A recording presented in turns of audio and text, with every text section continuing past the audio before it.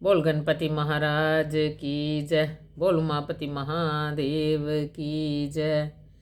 आज मैं आपको माघ मास के 18वें अध्याय की और 19वें अध्याय की कथा सुनाने जा रही हूँ।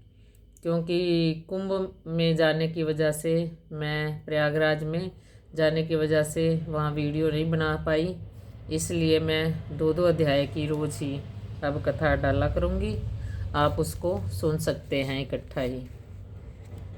ओम त्र्यंबकम यजामहे सुगंधिं पुष्टिवर्धनम उर्वारिकमेव बंधनात् मृत्युर्मोक्षमामितात्। 18वें अध्याय में धर्म का उपदेश दिया गया है। गुरु वशिष्ठ ने कहा कि हे राजन, वह राक्षस समझ गया था कि उसके सहस्त्रों वर्षों के पाप कर्मों का नाश हो चुका है, परंतु अभी तक उसको ज्ञान मार्ग की पूर्ण जानकारी नहीं थी। अतः राक्षस ने कांचनमालिनी के पैर पकड़ लिए और बोला कि हे देवी, मैं घोर पापी हूँ। धर्म कर्म के विषय में मेरा ज्ञान शून्य है, अतः मुझे दान धर्म कर्म के विषय में ज्ञान दें, जिससे मैं मुक्ति के मार्ग को ढूंढ सकूं तथा उस ओर अग्रसर हो सकूं। राक्षस के कातर वचनों को सुनकर कांचनमालिनी का हृदय दया से परिपूर्ण हो गया। उसने राक्षस के सिर पर पवित्र हाथ फेरा और कहा, हे भद्र, अब तुम्हारा पाप कर्म नष्ट हो चुका है। मैं अनेकों वर्षों से विधि पूर्वक माघ स्नान कर रही हूँ। प्रयागराज पर मेरी अपार श्रद्धा है। विद्वान धर्म को कदापि गुप्त नहीं रखते हैं। विद्वान दुखी जनों का दान देने की प्रशंसा करते हैं। जिस प्रकार समुद्र में होने वाली वर्षा का कोई उपयोग नहीं है, इसी प्रकार धर्म को गुप्त रखने का कोई महत्व नहीं है। अहिंसा सर्वोत्तम है। साधु संतों की सेवा, सज्जन समागम, काम वासना का हनन, पराई निंदा का त्याग, सत्य भाषण, दीन दुखियों की सेवा तथा भगवान विष्णु और शंकर भगवान की आराधना सर्वश्रेष्ठ धर्म है। माया व ममता का त्याग सर्वश्रेष्ठ है।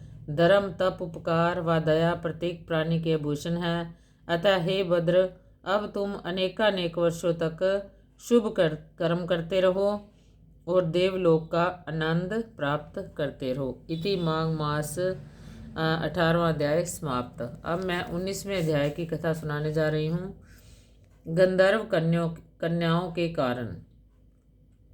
आग्नेय ऋषि का अदृश्य होना। जो आग्नेय ऋषि था, अदृश्य कैसे हो गया? तो इसमें वशिष्ठ जी बोले, हे राजन, माघ स्नान करने वाले प्राणी के पितर उत्तम गति को पाते हैं। माघ स्नान की महिमा अगाध है।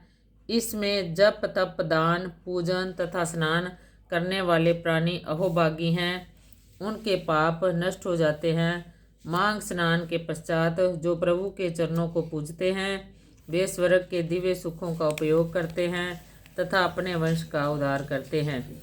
जिस प्रकार एक छोटी सी चिंगारी बड़े से बड़े काठ को भी राख में परिवर्तित कर देती है, उसी प्रकार एक साधारण केवल माघ मास के स्नान से अनेकानेक जन्मों के पाप नष्ट हो जाते हैं। इस संदर्भ में गंधर्व कन्याओं का पाप कर्म व फल उसके तत्पश्चात इस बात का साक्षात उदाहरण है। इतिहास के अनुसार पिता श्री गंधर्व के 5 कन्याएं प्रमोदनी, सुशीला, सुस्वरा, सुतारा और चंदिर नाम की थी। वे अत्यंत रूपवती तथा नाच व गायन विद्या में परिपूर्ण थी। एक दिवस माघ मास में वे एक दिन निर्मल सरोवर के निकट पहुंची। उन्होंने मिलकर गौरी की प्रतिमा का निर्माण किया तथा पूजन निमित्त बाग से पुष्प तोड़ लाई। स्नान करके उन्होंने गौरी का पूजन किया तथा प्रतिमा के सम्मुख नाचने गाने लगी। उस स्थान के निकट ही वेद ऋषि निधि का आश्रम था। वे निधि ऋषि का एक पुत्र अग्नि ब्रह्मचारी था। अग्नि में ब्रह्मचारी वेदों का ज्ञाता अति सुंदर व हष्ट पुष्ट शरीर युक्त था। उसको मनोहर रूप से देखकर वे कन्याएं समझी कि गौरी पार्वती ने प्रसन्न होकर उनके लिए वर भेजा है। अग्निमय ऋषि इन सब बातों से बेखबर स्नान ध्यान से निवृत्त होकर पूजा में लीन हो गए।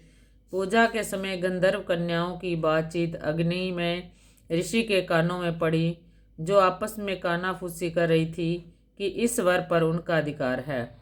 अग्नि में पशुपश में पड़ गया और योग बल से अंतर ध्यान हो गया। देव कन्याओं ने देखा कि जिस सुंदर ब्रह्मचारी के विरह में सब आपस में झगड़ रही थी वो तो गायब हो गया। उनके चेहरों पर विषाद उभर आया और चुपचाप घर लौट आई। इति 19वां अध्याय समाप्त। बोल मांग महास की जय। बोल उमापति महादेव की जय। ओम महादेव शिव शंकर शंभो उमाकांत हर त्रिपुरारी मृत्युजय वृषभधर शूलिन गंगाधर मृन्मदनारे हर शिव शंकर गौरीशम वंदे गंगाधर्मीशम रुद्रम पशुपति मिशानम काले काशीपुरनाथम। जय शंभो शिव गौरी शंकर जय शंभो। हर हर महादेव शंभो काशी विश्वनाथ गंगे। हर हर महादेव शंभो काशी विश्वनाथ गंगे।